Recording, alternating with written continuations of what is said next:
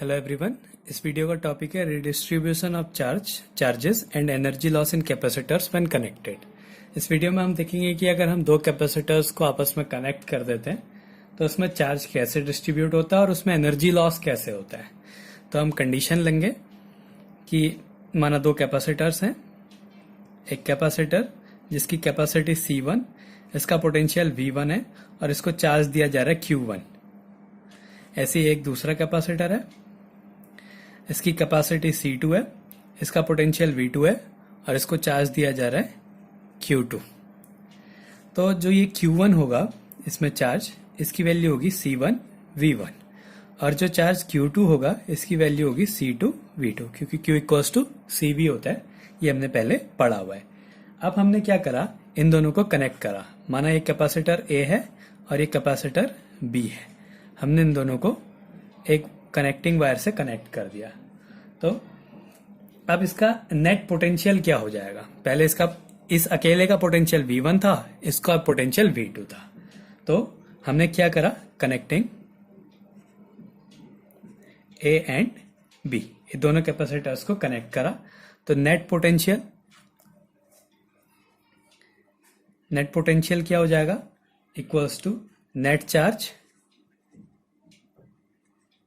Upon net capacitance. Net charge upon net capacitance. Net charge क्या है इसका, Q1 plus Q2। Q1 इसका charge, Q2 इसका charge, तो नेट चार्ज क्या हो गया, Q1 प्लस Q2। और नेट कैपेसिटेंस क्या हो गया, C1 प्लस C2। ये इसका नेट कैपेसिटेंस हो गया। अब अगर हम यहाँ पे Q1 और Q2 की वैल्यू पुट कर दें तो क्या हो जाएगा, Q1 की value C1 V1 plus C2 V2 upon C1 plus C2। तो दो कैपेसिटर्स को अगर हम आपस में कनेक्ट कर देते हैं तो उसका जो नेट पोटेंशियल होता है V इक्वल्स टू हो जाता है C1 V1 plus C2 V2 upon C1 plus C2। ये एक केस हो गया कि अगर हम दो कैपेसिटर्स को आपस में कनेक्ट कर दें तो उसका नेट पोटेंशियल कितना होता है। अब इसके बाद after distribution,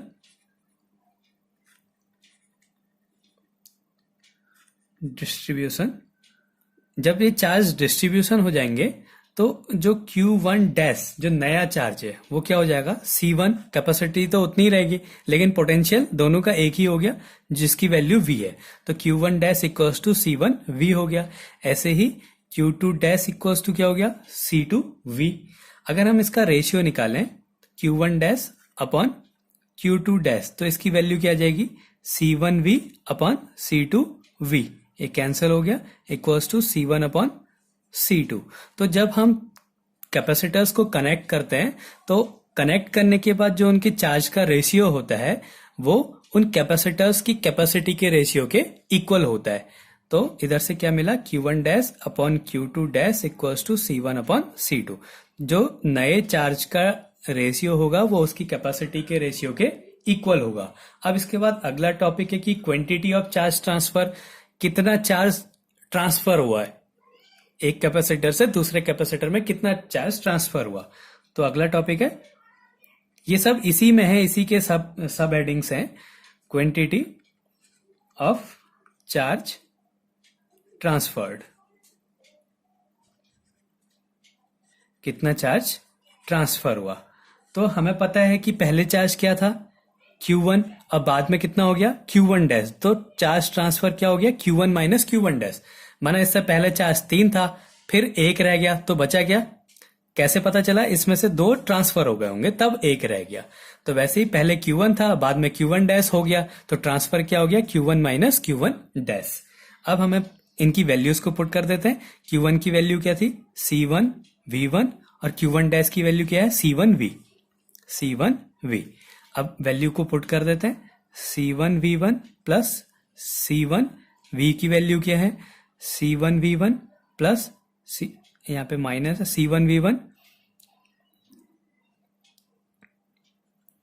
V1 plus C2 V2 upon C1 plus C2। ये हो गया, Q1 की वैल्यू है C1 V1, Q1 डैश की वैल्यू है C1 V। तो हमने यहाँ पे v की वैल्यू पुट कर दी C1v1 plus C2v2 upon C1 plus C2। अब इन दोनों में C1 कॉमन आ जा रहा है, तो C1 कॉमन ले लिया, बचा V1 minus C1v1 plus C2v2 upon C1 plus C2। इसका एलसीएम ले लेते हैं, C1 एलसीएम ले लिया, C1 कॉमन था, एलसीएम ले लिया C1 प्लस C2, इसको सॉल्व कर दिया तो ये हो जाएगा C1v1 प्लस C2v1 माइनस, बाहर माइनस है तो अंदर के साइन चेंज हो गए, C1v1 माइनस C2v2। तो ये C1v1 पॉजिटिव है, ये C1v1 नेगेटिव है, तो ये कैंसिल हो गए और इन दोनों में से C2 कॉमन आ गया। तो C1, ये जो दो बचे इसमें से C2 कॉमन आया, बचा V1 minus V2 upon C1 plus C2। तो जो चार्ज जो डिस्ट्रीब्यूट हो रहा है उसकी वैल्यू है C1 C2 into V1 minus V2 upon C1 plus C2। तो ये था कि जब हम दो कैपेसिटर्स को चार्ज करते हैं, एक दूसरे से कनेक्ट कर देते हैं, तो उनका जो नेट पोटेंशियल है वो C1v1 plus C2v2 upon C1 plus C2 होता है। जो चार्ज ट्रांसफर होता है, जो बाद में जो चार्जेस बचते हैं, उनका रेशियो उन दोनों कैपेसिटर्स की कैपेसिटी के रेशियो के इक्वल होता है, और जो चार्ज ट्रांसफर होता है उसकी वैल्यू होती है C1 upon C1 plus C2 into V1 minus V2। ये तो था चार्ज के लिए। अब इसमें कितना एनर्जी लॉस हो रहा है उसके बारे में हम देखेंगे कि लॉस कितना होना है एनर्जी का। तो अगला टॉपिक है इसी में, loss of energy in charge distribution. Loss of energy in charge distribution.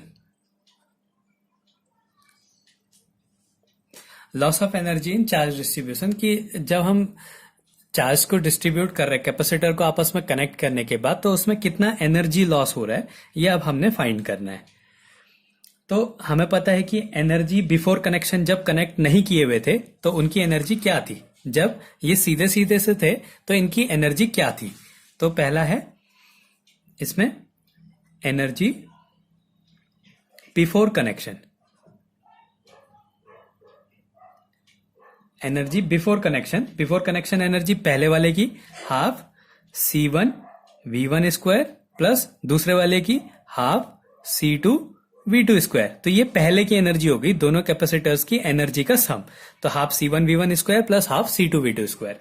अब जब कनेक्ट कर दिया तो आफ्टर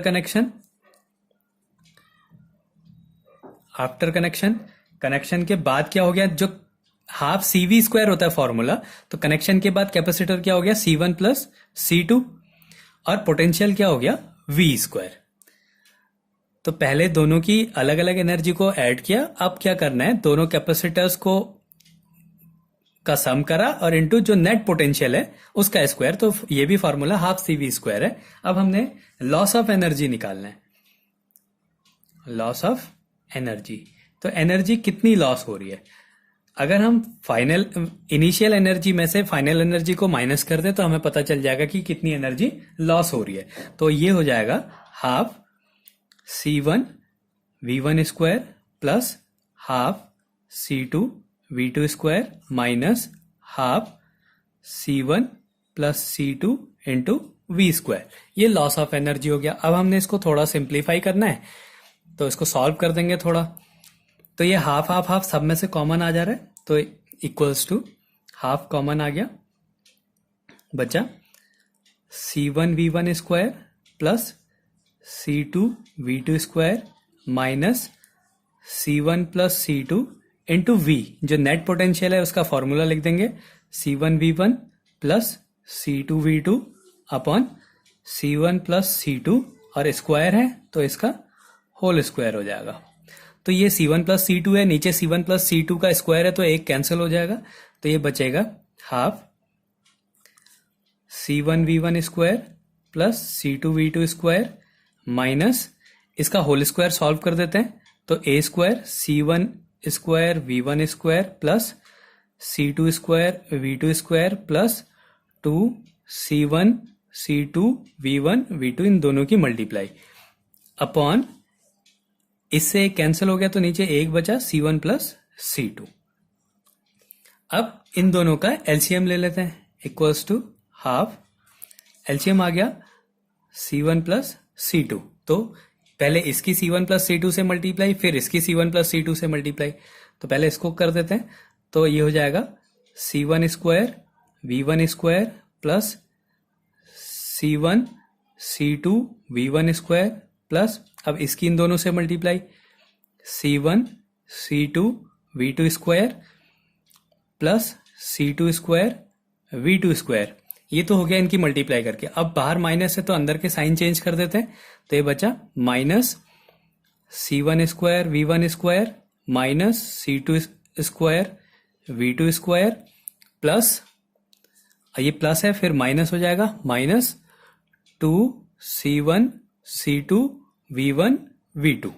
ये इसको माइनस कॉमन लेके ये आ गया। अब हम इसको थोड़ा सा और सॉल्व कर देते हैं, इक्वल्स टू हाफ, ये C1 square V1 square positive है, ये C1 square V1 square negative है, तो इससे ये कैंसिल हो गया। ऐसे ही ये C2 square V2 square positive है, ये C2 square V2 square negative है, तो ये दोनों भी जीरो हो गए। तो बचा क्या, C1 C2 V1 square plus C1 C2 V2 square minus 2C1 C2 V1 V2, ये बचा, और नीचे C1 प्लस C2 बचा, equals to half.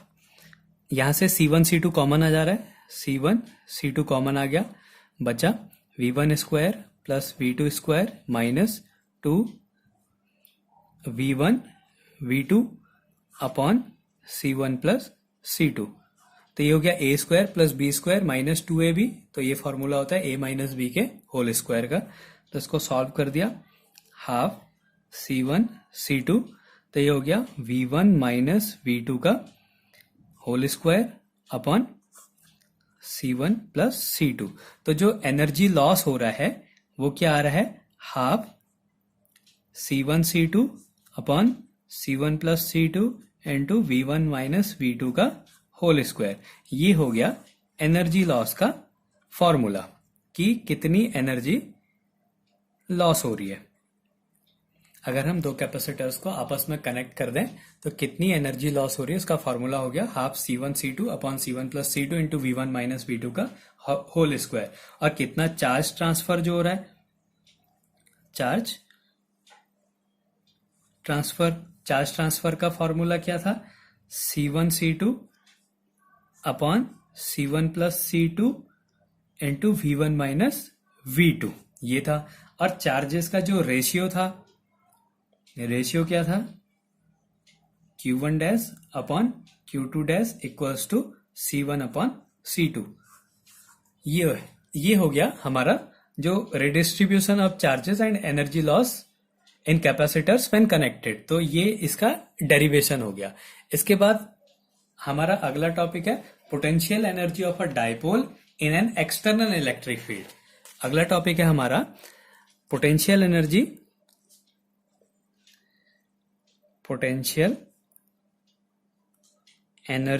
Of a dipole in an external electric field. External electric field, एक dipole को electric field में रख देंगे तो उसकी पोटेंशियल एनर्जी क्या होगी। इससे पहले हमने एक ऐसे डेरिवेशन किया हुआ जिसमें हमने एक डाइपोल को इलेक्ट्रिक फील्ड में रखा तो हमने उसका डाइपोल मोमेंट फाइंड करा था। तो वैसे ही हमने अब इसकी एनर्जी फाइंड करनी है। तो इसके लिए केस हो गया, when a dipole is placed in an electric field,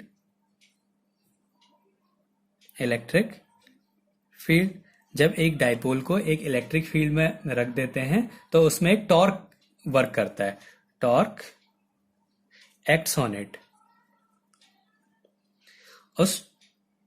उसमें क्या करता है, टॉर्क काम करता है। ये हमने पहले डेरिवेशन कर चुके हैं कि वो उसमें क्या टॉर्क लगता है, और उस टॉर्क की वैल्यू होती है tau equals to P E sine theta. उस टॉर्क की वैल्यू होती है tau equals to P sine theta. अब हमने वर्क डन निकालना है। जब हम कहीं पे स्ट्रेट लाइन मोशन में होते हैं तो हम वहां पे वर्क डन कर देते हैं, work done equals to force into displacement कहीं पे भी। तो जो वर्क डन होता है हमारा वो होता है फोर्स इनटू डिस्प्लेसमेंट। अगर हम रोटेटरी मोशन में होते हैं जिसमें टॉर्क लगता है तो वहां पे वर्क डन का जो फॉर्मूला होता है वहां पे फोर्स की जगह टॉर्क लगता है और डिस्प्लेसमेंट की जगह यहाँ पे हमने लीनियर मोशन ले लिया, वहां पे हम रोटेटरी मोशन लेंगे तो वहां पे हम डिस्प्लेसमेंट की जगह डी थीटा लेंगे। तो लीनियर मोशन में जो है work done equals to force into displacement और रोटेटरी मोशन में work done equals to torque into angular displacement हो जाता है। तो नाउ वर्क डन ऑन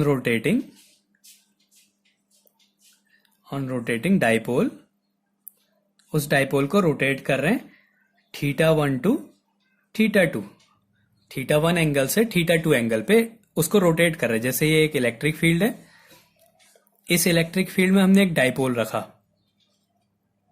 इस डाइपोल को पहले मान लिया θ1 एंगल पे है, फिर इसको हमने θ2 एंगल पे, नीचे से पहले θ1 है फिर θ2 पे इसको रोटेट करा। तो उसके लिए कितना वर्क डन होगा? तो जो वर्क डन होगा वो होगा इंटीग्रेशन θ1 से θ2 टाउ डी थीटा। पहले छोटा सा रोटेशन लेंगे और उसका इंटीग्रेशन कर देंगे θ1 से θ2 तक। तो टाउ की वैल्यू क्या हो गई? इंटीग्रेशन θ1 टू θ2, टाउ की वैल्यू क्या होती है? P E sine theta, P E sine theta D theta. अब पी और ई जो है वो बाहर आ जाएगा तो equals to P E integration θ1 to θ2 sine theta D theta हो गया।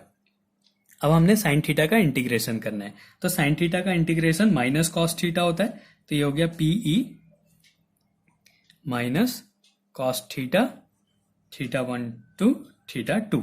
अब अगर कहीं पे माइनस लगा है तो इसमें उल्टी लिमिट लगा देंगे, lower limit minus upper limit, तो ये हो जाएगा पीई कॉस θ1 माइनस कॉस θ2। ये आ गया इसका वर्क डन। एक डाइपोल को एक एक्सटर्नल इलेक्ट्रिक फील्ड में रखने पे उसको जो वर्क डन करना पड़ता है वो होता है पीई कॉस θ1 माइनस कॉस θ2। तो ये इसका फॉर्मूला हो गया।